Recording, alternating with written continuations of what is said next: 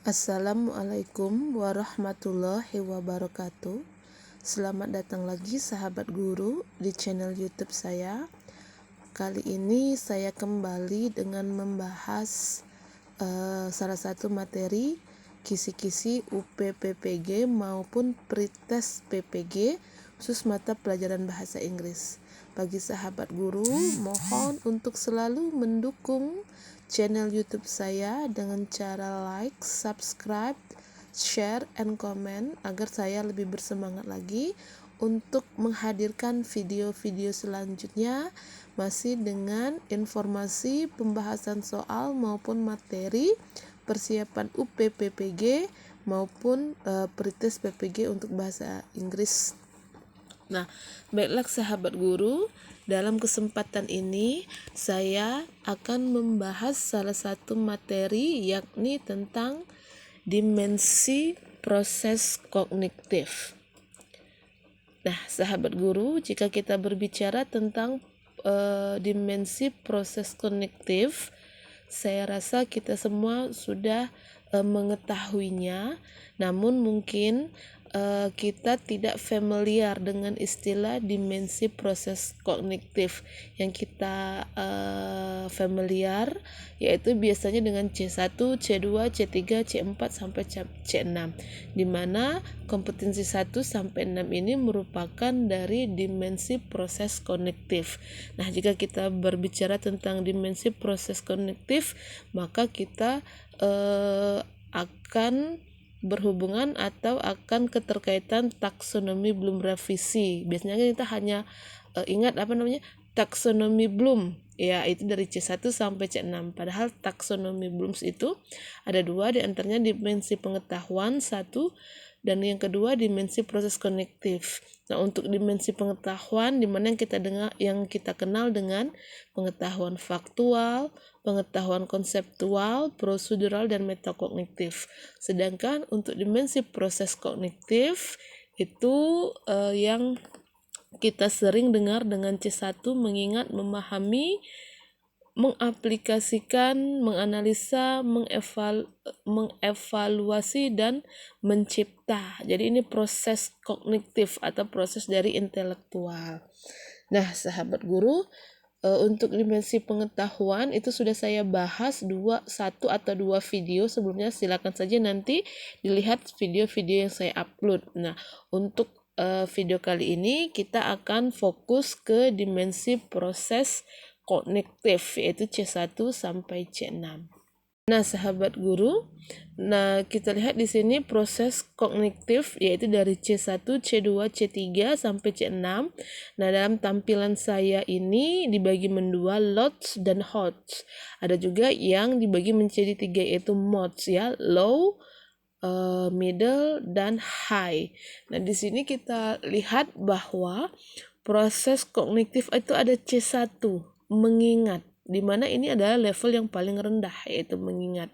Nah, ketika ada kompetensi ini mengingat, maka definisinya adalah mengambil pengetahuan yang relevan dari ingatan. Jadi proses kognitifnya itu mengingat, di mana mengingat ini adalah mengambil pengetahuan yang relevan dari ingatan. Kemudian yang C2 yaitu memahami.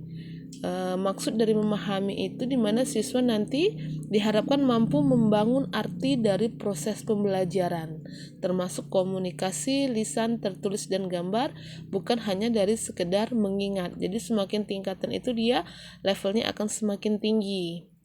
Kemudian yang ketiga yaitu menerapkan atau mengaplikasikan, di mana definisinya adalah melakukan atau menggunakan prosedur dalam situasi yang tidak biasa.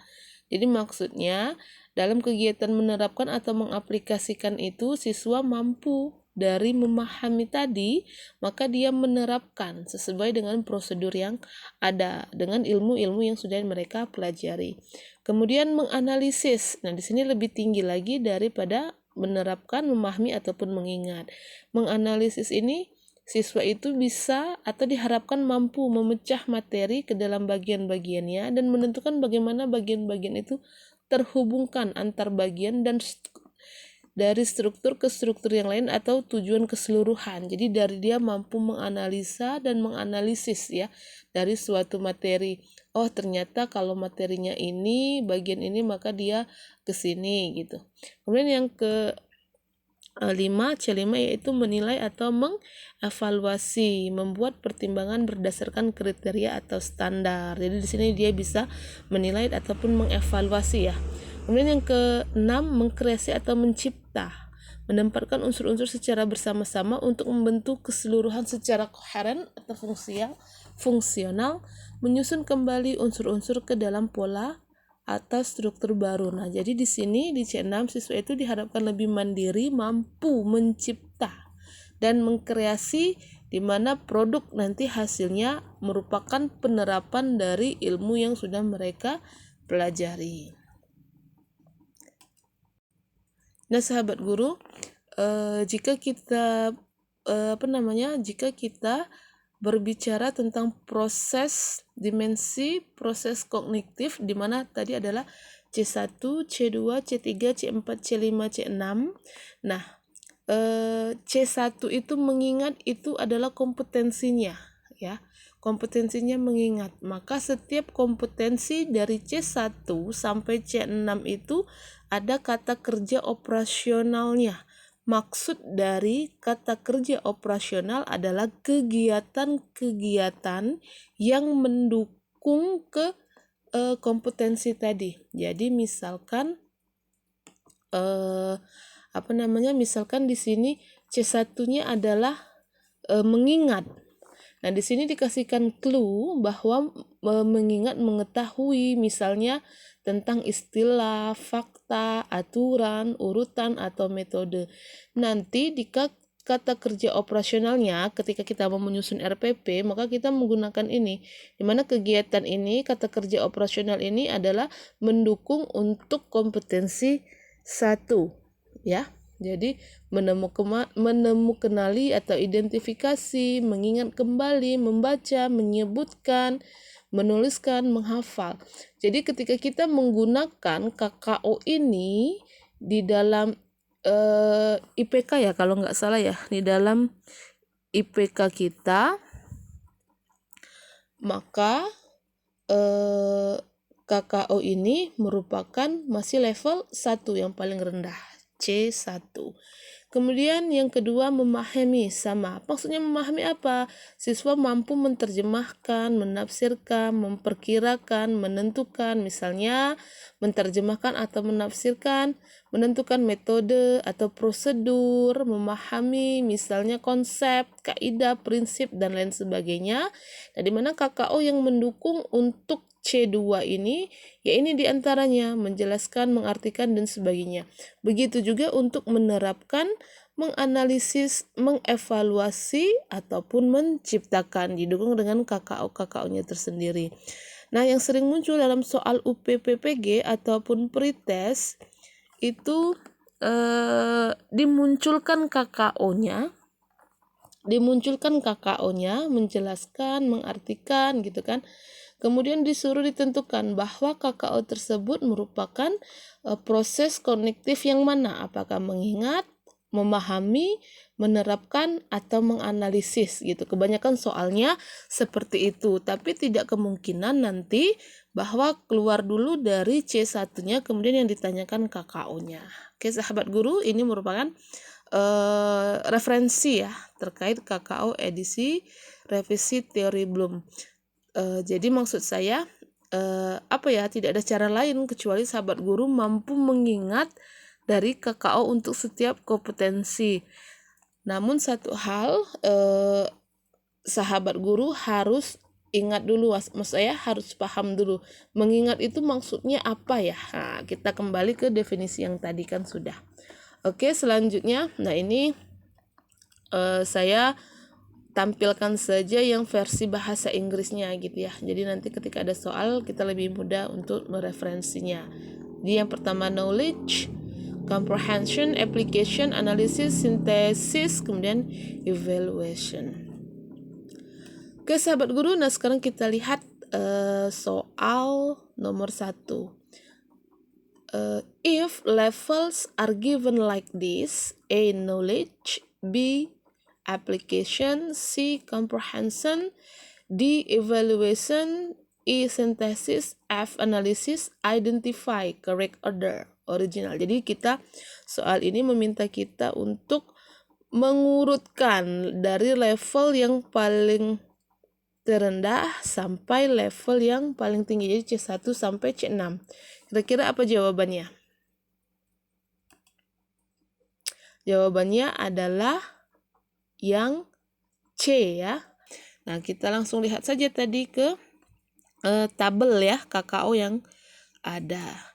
Nah, yang pertama adalah knowledge, comprehension, application, analysis, synthesis, dan evaluation ya. Berarti jawaban yang tepat adalah K, knowledge, kemudian comprehension, kemudian B, application, kemudian F, analysis, E, evaluation, D, E, synthesis, D, evaluation. Ya, jawabannya adalah C. Selanjutnya, soal yang kedua. Students can complete an overlapping paragraph using articles a, an, the, singular, plural correctly. The form of learning objective as the cognitive ability level which represent A. Comprehension, B. Analysis, C. Application, D. Synthesis, E. Evaluation. Jadi yang dimaksudkan di sini adalah kita lihat soalnya, siswa mampu complete, melengkapi. Jadi KKO-nya adalah complete, melengkapi paragraf dengan menggunakan artikel a, an, sampai the, singular, plural, and correctly. Jadi bentuk tujuan pembelajaran maksudnya sebagai cognitive level ability-nya adalah menunjukkan apa? Jadi dari KKO-nya itu complete, melengkapi apakah comprehension, analysis, application, synthesis, atau evaluation. Jawaban yang tepat adalah C. Students can complete, melengkapi. Berarti dia mengaplikasikan ilmu yang dia dapatkan atau pelajari.